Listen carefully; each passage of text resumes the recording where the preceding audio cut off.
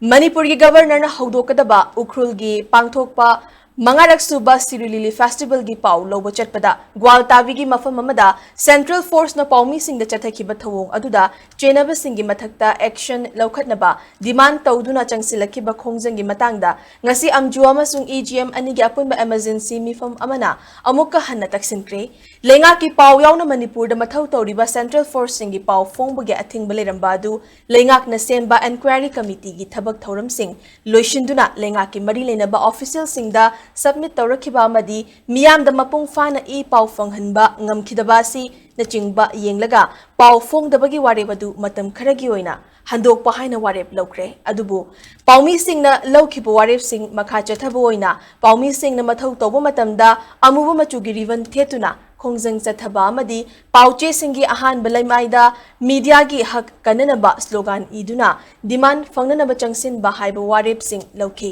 panba yabadi gwaltabi thaudoka mari lenana amju amadi EGM na megi tangkunda miyam gi khongchut amaga loinana Manipur gi governor da memorandum ama pishin ki balaikrabani